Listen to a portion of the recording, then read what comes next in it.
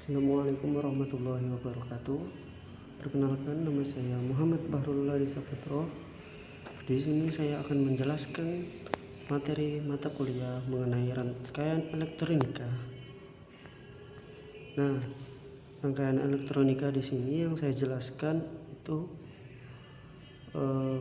pengertian dasar, materi dasar tentang dioda. Nah, di dalam materi ini saya nggak akan memberikan contoh tentang perhitungan, namun di sini saya lebih menekankan tentang dasar-dasar dioda, seperti apa itu dioda, macam-macam dioda, gimana mengukur dioda, fungsinya dioda apa, dan lain-lain. Oke, ini profil saya, Muhammad Bahrullah Saputro. Saya dari Fakultas Teknik dengan jurusan Teknik Elektro. Saya berkuliah di mahasiswa di Universitas Borneo Tarakan. Oke, langsung saja nih. Di sini pengertiannya dioda. Pengertian dioda adalah komponen elektronika yang terdiri dari dua kutub yang berfungsi menyearah arus. Nah, dioda itu terdiri dari dua kutub. Dia bisa menyearah arus, berfungsi menyearah arus, dan juga mungkin ada fungsi-fungsi lain yang akan saya jelaskan nanti. Tapi ini pengertiannya menyangkut salah satu fungsi dari dioda, itu berfungsi menyearah arus. Komponen ini terdiri dari penggabungan dua semikonduktor yang masing-masing diberi doping atau penambahan material yang berbeda dan tambahan material konduktor untuk mengalirkan listrik. Nah, dioda ini adalah salah satu elektronika yang berfungsi di mana membutuhkan listrik, namun dia berfungsi untuk menyearah listrik, arus listrik, sebagai juga pengaman dan lain-lain. Nah, di sini ini ada struktur utama dari dioda. Itu dua buah kutub elektroda berbahan konduktor yang masing-masing terhubung dengan semikonduktor silikon jenis P dan silikon jenis N. Dilihat dari gambar, di sebelah kiri adalah lambang dari dioda, sebelah kanan adalah komponen isi di dalam dioda. Dia terdiri dari silikon P dan silikon N, jenis P dan jenis N. Nah, di dalam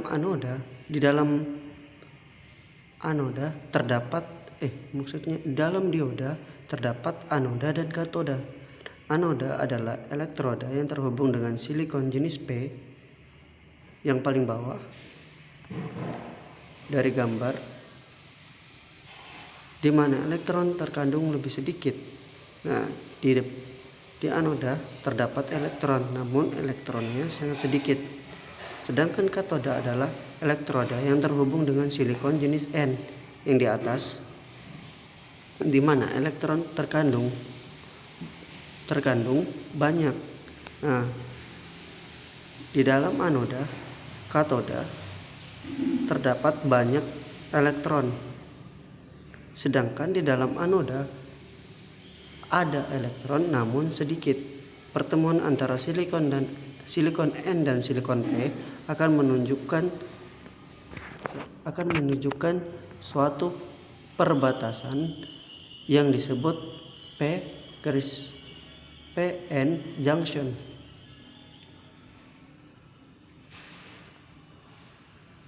Nah, PN junction ini di contoh itu ada di contoh. PN junction itu adalah garis putus-putus pertemuan antara N dan P. Gitu. Oke. Nah, di sini saya menunjukkan jenis-jenis anoda, macam-macam anoda.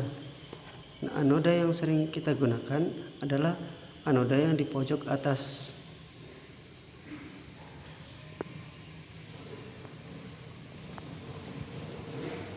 Ini adalah jenis-jenis anoda. Selanjutnya, fungsi dari dioda. Ini adalah macam-macam dioda. Yang sering digunakan itu dioda yang sebelah kiri atas. Nah, fungsi-fungsi dioda yang pertama yaitu sebagai snubber relay AC. Nah, di dalam relay AC terdapat gulungan. Gulungan ini bisa menimbulkan arus listrik. Nah, di sini fungsinya dioda itu sebagai pengaman di relay AC. Yang kedua, dipasang pada rangkaian monitor DC. Nah, di rangkaian DC ini mencegah arus kembali, arus menjadi AC.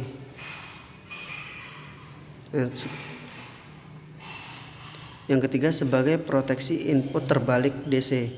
Nah, DC juga bisa terbalik. Nah, oleh karena itu kita harus memasang dioda.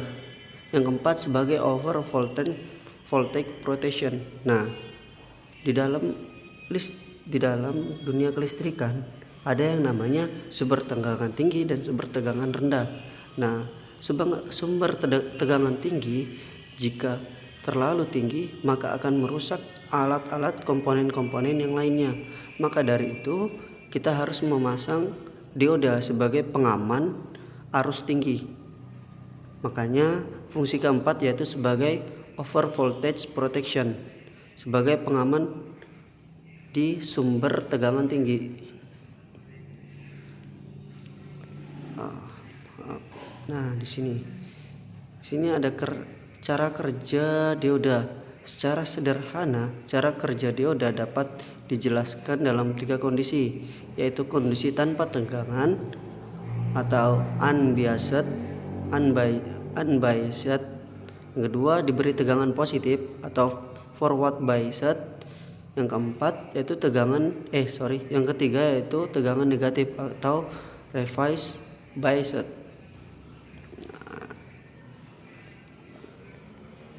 Saya jelaskan satu-satu. Kondisi tanpa tegangan atau tanpa ada dioda tanpa dialiri tegangan listrik, itu di mana kondisi tidak diberikan tegangan akan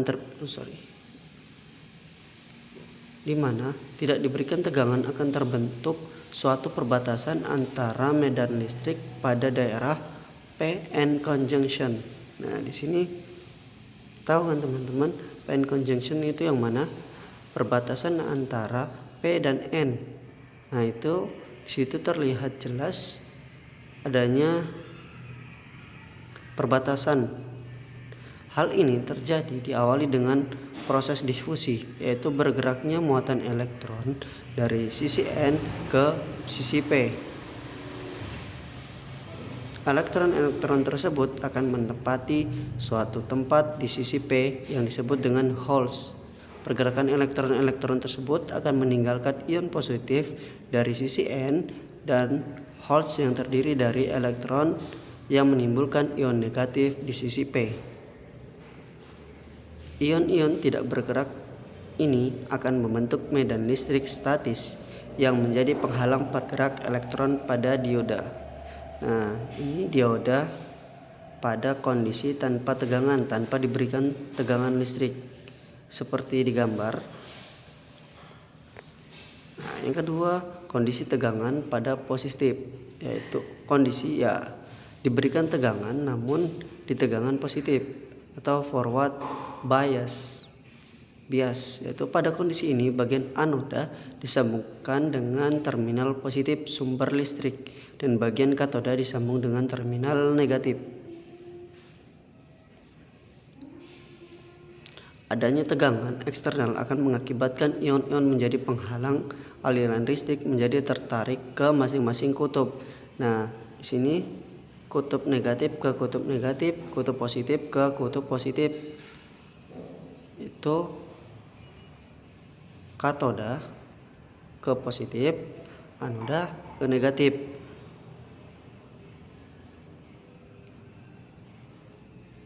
Hilangnya penghalang tersebut akan memungkinkan pergerakan elektron di dalam dioda sehingga aliran listrik dapat mengalir seperti pada rangkaian tertutup.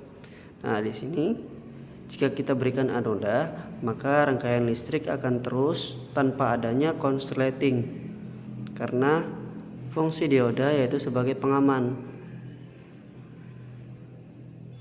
Di sini penempatannya pas ya teman-teman. P berada di negatif, N berada di positif. Namun untuk kebalikannya di sini kondisi tegangan negatif atau reverse bias. Di sini pada kondisi ini bagian anoda disambungkan dengan terminal negatif, kebalikan dari yang positif tadi teman-teman. Dan bagian katoda disambungkan dengan terminal positif. Tadi terminal negatif disambungkan ke katoda dan anoda ke positif.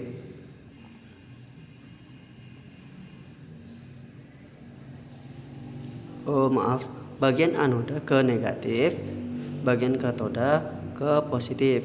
Adanya tegangan eksternal akan mengakibatkan ion-ion yang menjadi penghalang aliran listrik tertarik ke masing-masing kutub.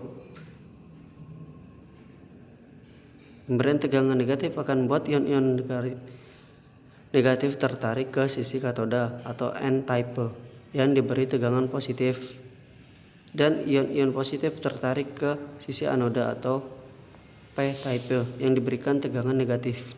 Pergerakan ion-ion tersebut searah dengan medan listrik statis yang menghalangi pergerakan elektron sehingga penghalang tersebut akan semakin tebal oleh ion-ion. Akibatnya listrik tidak dapat mengalir melalui dioda dan rangkaian diibaratkan menjadi rangkaian terbuka. Nah, jika terdapat kondisi tegangan negatif maka dia menjadi rangkaian terbuka, dan jika terdapat kondisi tegangan positif maka rangkaiannya menjadi rangkaian tertutup. Paham ya teman-teman?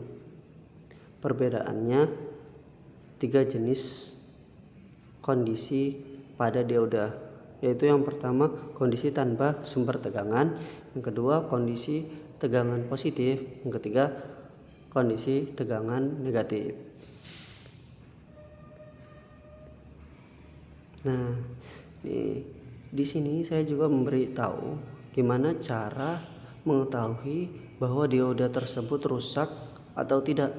Sini yang pertama dengan cara manual atau cara yang tanpa alat, itu dengan cara kita melihat sisi anodanya, sisi dioda, sisi dioda. Apakah dioda tersebut ada kerusakan seperti gembung, kebakar dan lain-lain, maka dioda tersebut rusak. Nah, jika dioda tersebut tidak ada hal tersebut, maka kemungkinan besar dioda tersebut bagus. Namun untuk lebih meyakinkannya lagi, kita menggunakan alat ukur bernama multimeter. Di sini multimeter yang saya gunakan yaitu digital. Di sini kita menggunakan di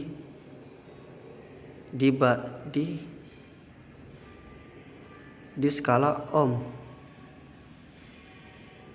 Nah, di sini jika kita masukkan ke skala ohm, kita atur mengukur di anoda dan katoda.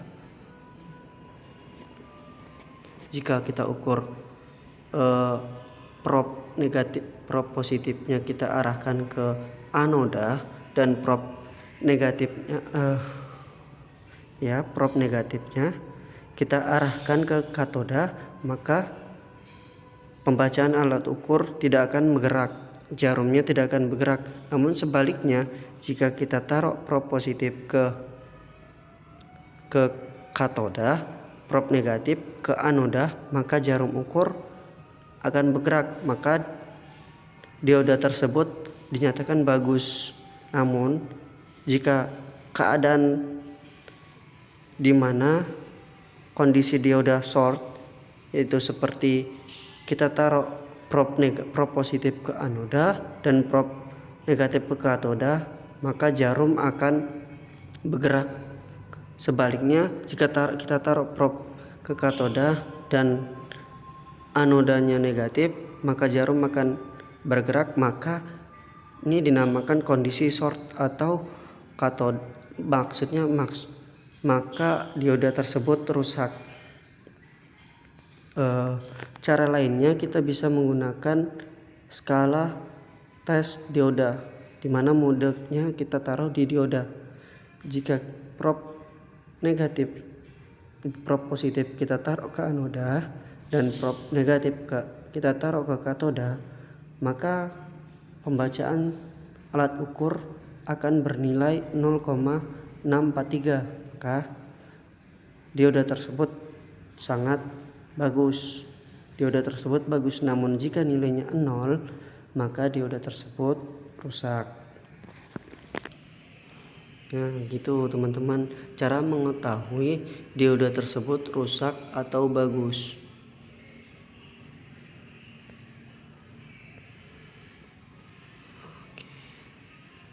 Nah, di sini saya memberikan jenis-jenis dioda dan fungsi dioda dibedakan. Nah, sini jenis-jenis dioda nih, dan saya akan menjelaskan jenis-jenis dan fungsi dioda dibedakan menjadi beberapa jenis berdasarkan karakteristik dan fungsinya. Jenis-jenis dioda dan aplikasinya adalah sebagai berikut. Yang pertama, PN junction dioda. Nah, dioda standar yang terdiri dari susunan PN. Udah tahu kan teman-teman tadi PN itu sebagai apa? Nah, dan memiliki cara kerja seperti yang dijelaskan sebelumnya. Dioda jenis ini adalah dioda yang umum digunakan di pasaran.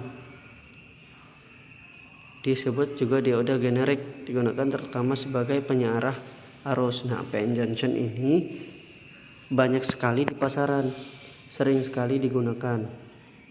Yang kedua, light emitting dioda atau LED.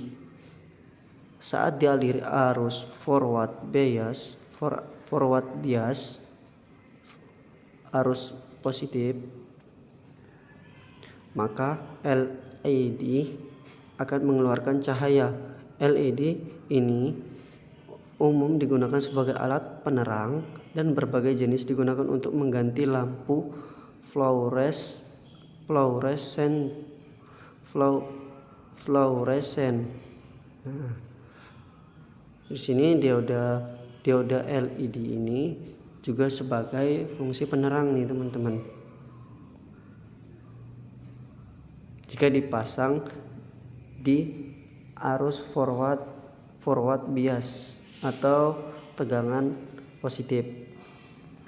Yang ketiga, laser dioda. Dioda jenis laser juga menghasilkan cahaya, namun cahaya yang dihasilkan adalah cahaya koheren. Aplikasi dioda laser adalah perangkat pembaca CD dan DVD dan laser pointer. Nah, itu kegunaan laser dioda. Yang keempat, fotodioda. Fotodioda dapat menghasilkan energi listrik apabila daerah PN junction disinari. Namun umumnya fotodioda dioperasikan dalam reverse bias atau dalam kondisi tegangan negatif, sehingga arus yang kecil akibat cahaya dapat langsung terdeteksi. Fotodioda digunakan untuk mendeteksi cahaya, atau fotodetektor. Selanjutnya, kelima, gun dioda. Gun dioda adalah jenis dioda yang tidak memiliki PN junction, melainkan hanya terdiri dari 2 elektroda. Dioda jenis ini dapat digunakan untuk menghasilkan sinyal gelombang mikro. Keenam, barit dioda. Barit atau barrier injection transit time adalah dioda jenis yang bekerja dengan prinsip emisi termionik. Dioda ini digunakan untuk memproduksi sinyal gelombang mikro dengan level draw yang rendah. Nah, itu teman-teman. Dan masih ada jenis-jenis dioda seperti tunnel dioda, backward dioda, pin dioda, Schottky dioda, step recovery dioda, vibrator dioda, dan Zener dioda.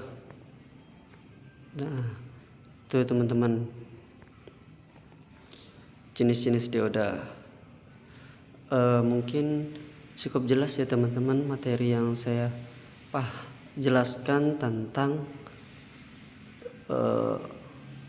dasar dari dioda. Untuk lebih memahami materi yang lebih dalam tentang dioda, bisa kalian cari. Saya hanya menjelaskan bagian dasar dari apa itu dioda, fungsi dioda, gimana cara mengetahui dioda tersebut rusak atau tidak, dan jenis-jenisnya. Saya belum menjelaskan tentang apa itu dioda Zener, gimana caranya, gimana cara perhitungannya, dan lain-lain. Saya hanya menjelaskan tentang dasar-dasar dari dioda. Oke, cukup sekian dari presentasi saya. Apabila ada kesalahannya, saya mohon maaf yang sebesar-besarnya. Assalamualaikum warahmatullahi wabarakatuh.